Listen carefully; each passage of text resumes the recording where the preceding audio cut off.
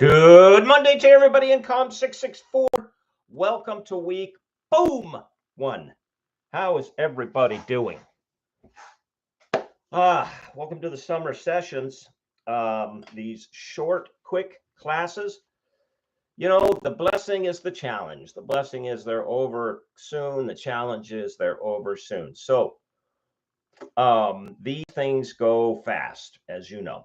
All right. So for week 1, okay, I've got a couple of pieces of business to start for you right out of the gate and let you know how it is things are going to kind of go. Since we only have 8 weeks in the class, that is, again, that's the blessing. Boom, baby. You'll be out of here by like just after the 4th of July. All right. Things go quickly. So to get started, 2 things right on your list of to-dos. Well, 3 things on your list of to-dos for this week. Number 1, you have to take the syllabus quiz that is over in Canvas. It's not a quiz that I create. It's sort of an auto-generate. What it does is verify that you're a real live person. All right. I recently made a change to the quiz. I don't know why they keep listing this thing as 100 points. You're not going to get 100 points just for looking stuff up in the policies and the syllabus. All right, I changed it to 5 points. All right, I'll give you 5 extra points to complete the quiz. But the most important part about the quiz is not how much points or not that you do or don't get. The most important part is completing it, because if you don't, by the end of this week, that is the 18th, the registrar's office will begin to disenroll you from the class, which you don't want that. All right. So make sure that you take the syllabus quiz. And speaking of the syllabus, make sure that you open and read or download. I would recommend that you download, that you print out the syllabus, making careful note of the schedule, because with only 8 weeks, things tend to go quickly. All right. That's number 2. Actually, 4 things to do this week. Number 3, make sure that you have your textbooks. Right, we're going to be using 2, both of which the principal author is Doris Grabier. It's a French name, so it's not Graber. Okay.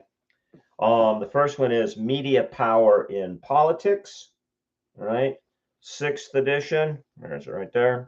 And then the second one is Mass Media and American Politics, 10th edition. Now, these are older editions, and they're older editions on purpose to make it easy for you to find them and cheap for you to buy them. So if you can't, I know they have them in the bookstore, but you can also get them off of Amazon. You can get them used for next to nothing. Okay, these 2 books will be referred to respectively throughout the semester as MAP. Okay, so because like Mass Media, American Politics, MAP. Okay, and PIP.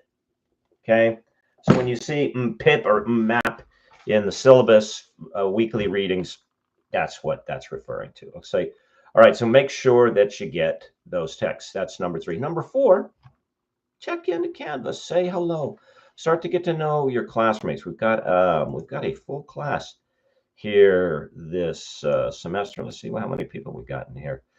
As of Yowie, yeah, we got a lot of people in here.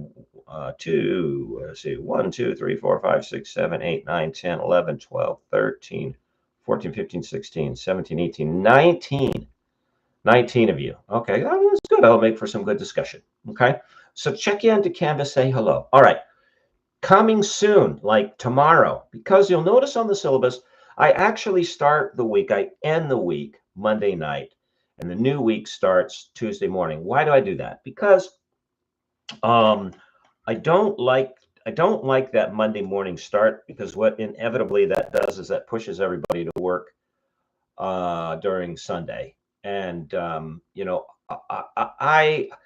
don't expect you to do anything that that's not good for you, and that I wouldn't do myself.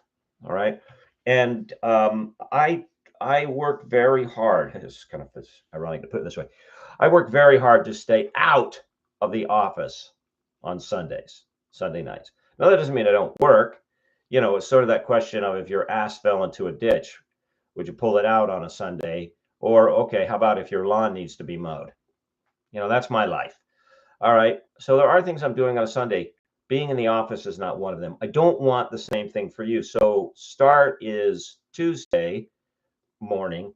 So you'll have till Monday night at 11:59 p.m. Eastern Daylight Time to complete the assignments. All right. So I post, you know, I usually post the new stuff Monday night, Tuesday morning. All right. And I'll do the same here. If you want to you know, get a jump on stuff, best thing you could do, start with the readings. All right. Go to PIP, read chapters 1 through 6, and MAP, and read part 1. All right. This is another thing that you'll find me doing. I don't like to post questions right on the front end, because I don't want you reading to the questions. I want you reading the material. Now, look, if you don't know already, and this is a quick Google question, how do you read a textbook? You don't have to read every word. In fact, you know, for most of what I read, unless part of the reason that I'm reading it is because of the writing, so I want to slow down and savor what I read. I don't read every word. All right. Grab the major concepts, skip, and then move on. Okay. So if you're thinking, well, you know, this looks like a lot of reading. No, not really. I'm looking for, I'm going to draw you something here. Okay. So that's the first thing I would advise you to do. Secondly, if you've never heard of the following technique, I'm going to give you a little reading hack. Okay. You have terrific peripheral vision. That is, you see things about out to here. I mean, if you didn't, they would never let you near an automobile because you'd kill somebody. All right. You can use that peripheral vision as a reader. How do you do that? Okay. Here's how you start. All right. And then you get better and better. When you look at a sentence, don't look at the first word. This will take some practice, but it's worth it. All right. Start looking at a sentence in word groups of 3. Okay. So for instance, when you see something like this, the dog ran. Okay. Let me see if I can get that to focus. Come on. This is a, there we go. Don't look at the dog ran. First, focus on the first 3 words, the dog ran. I mean, you know, just kind of orient your eyes and focus on the word dog. Your eyes, your peripheral vision will see the and ran, and your brain will put it into order because you're used to working in a language in which there's a set word order in terms of subject and object. All right. And then skip to the next 3 words. So you know, again, this will take some practice. But you train your eyes to read words in groups of 3s, and you'll break a sentence. Most sentences that on a printed page run somewhere around 20 something to 30 words. Okay. You can break a sentence down into, you know, 8 to 10 hops. Do, instead of 20 to 30 stops. This word by word. And as you get better, all right, as your eyes master this, you start with 3 words. As your eyes master this, then you can move to 5 words. 1, 2, 3, 4. Here we go. Okay. So we're going to imagine this is all on one line. So the dog ran home fast. Okay. So you would start the sentence by looking at the word ran, and then you would see the dog home fast. Boom. All right. If you've never tried that, start with the 3 words, because that's you know, that's sort of the introductory level. and spend the semester mastering that. All right. We live in an age. Here's your challenge in this plastic / information age. It used to be, especially for academic training, that the challenge was learning, number one, where the information was to be found, and number two, learning how to get to it. I mean, you had to learn, I mean, first of all, where was the library? And then within the library, what sections were relevant to you? Because there were different libraries on university campuses. There was the main library, there was sometimes a law library, a medical library, a science library, okay? And then you had to learn the library system.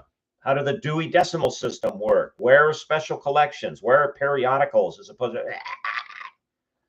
Your challenge today is not that, because getting to the information that you need and you're interested in is literally in your hand. It's not getting to the information that you need to learn. You need to learn two things. Number one, how to distinguish good information from crap. And then, because there's so much of it, mostly the crap, you need to learn how to get through the information as rapidly as you can and still maintain that level of comprehension that you need to say, okay, this is useful, this is garbage. So practicing that technique of a 3-word read per section of the sentence puts you on your way. All right. So tomorrow I will post the module with the questions, but the module is start with MPIP chapters 1 through 6 and MAP section 1. Okay. Now to the points, etc. in this class, that is how it is that they're divvied up. All right. So we essentially have there's basically like 3 main categories of places that you get points. All right. Excuse me. There's going to be the discussion questions. I post those every week. You'll have a chance to answer. Really important in the discussion section, and those of you who've had me, this, okay, is you communicating and exchanging with your classmates. I'm not, I will read the discussion boards. I'm not going to jump in unless somebody is, really needs to have their leash yanked. And it's like, okay, yeah, that's not how we talk. All right. But outside of that, if you're participating, I'll give you the credit. So these are easy points. Don't leave those on the table. That's number 1. Okay. Number 2 is you'll have a final exam. All right. And that's a third of your grade, the discussion. Final exam will be also a third of your grade. The questions for the final exam will be drawn from the discussion board. So if you keep up on the readings and on the discussions, the preparation for the final exam will unfold during the semester. All right. And we'll talk about that more when we get into June. Okay. Number 3, instead of having you write a paper, all right, one of the things that I found that's a little different and enjoyable, I'm going to give you, I'll post tomorrow a list of films. I'm updating the list today. That's why it's not up. I've been sort of going, that's a pretty good film. Let's put that on there. I'll give you a list of films that drill down on the theme, on the subject of this triangulation of communication between governments, media, and the people, or some combination thereof. All right. Now, all of these films can be found on like Amazon. I don't know if they can all be found on Netflix. They can be found on YouTube.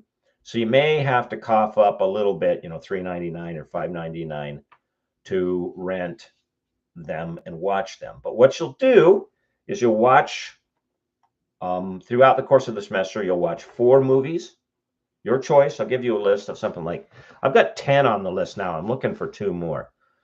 Or at least 1 more. I know 11 is a weird number, but so you'll have your choice amongst a bunch of them. Okay. And what you'll do is you'll watch the movie, and then you'll produce a paper, a write-up, about 3 pages, something like said 4 pages, 750 to 1,000 words. It's about 250 words per page. okay, in which you'll supply a well-written and tightly focused summation of the historical context that the story is unfolding. And so, some of the movies on the list are We Steal Secrets, the story of WikiLeaks, All the President's Men. This is an oldie but a goodie with Robert Redford and Dustin Hoffman about the breaking of the Watergate, a film on Snowden, Citizen Kane. I have that on there. This is that was really old, even before I was born.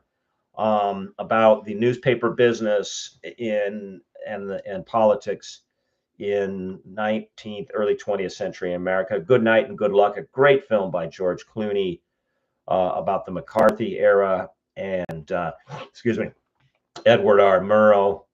Okay, A Fragile Trust, a story about a big plagiarism scandal at the New York Times.